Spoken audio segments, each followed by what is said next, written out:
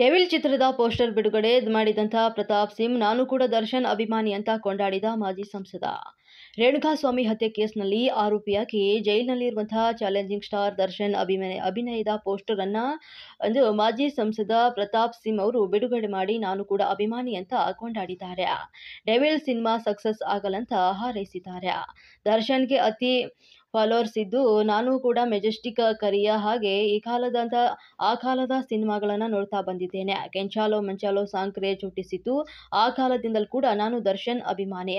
ಕನ್ನಡ ಚಿತ್ರರಂಗದಲ್ಲಿದ್ದು ಕನ್ನಡ ಚಿತ್ರದ ಬೆಳವಣಿಗೆಗೆ ದೊಡ್ಡ ಒಂದು ಕಾಂಟ್ರಿಬ್ಯೂಷನ್ ಕೊಟ್ಟಿದ್ದಾರೆ. ಡಿಸೆಂಬರ್ 12 ರಿಲೀಸ್ ಆಗಬೇಕಿತ್ತು. ಅಭಿಮಾನಿಗಳ ಒತ್ತಾಯದ ಮೇರೆಗೆ 11ಕ್ಕೆ ರಿಲೀಸ್ ಆಗ್ತಾ ಇದೆ. ಕನ್ನಡ ಜನರ ಪ್ರೀತಿ ಸಿನಿಮಾವನ್ನ ಗೆಲ್ಲಿಸಲಿ, ತಾಯಿ ಚಾಮುಂಡೇಶ್ವರಿಯ ಕೃಪೆ ದರ್ಶನ್ ಮೇಲಿರಲಿ ಅಂತ ಹಾರೈಸಿದ್ರು.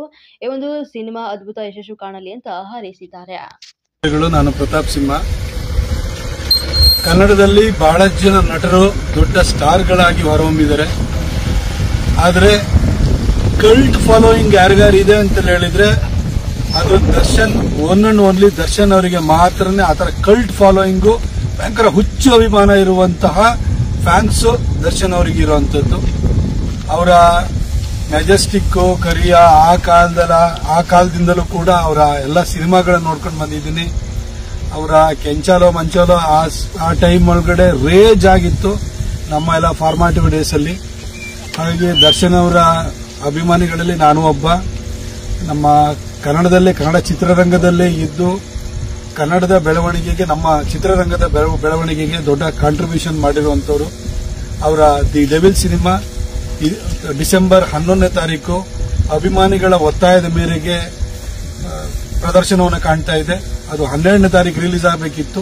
ಅಭಿಮಾನಿಗಳ ಒತ್ತಾಯದ ಕಾರಣಕ್ಕೋಸ್ಕರವಾಗಿ 11ನೇ ತಾರೀಕು ಗುರುವಾರನೇ ಪ್ರದರ್ಶನವನ್ನು ಕಾಣ್ತಾ ಇದೆ.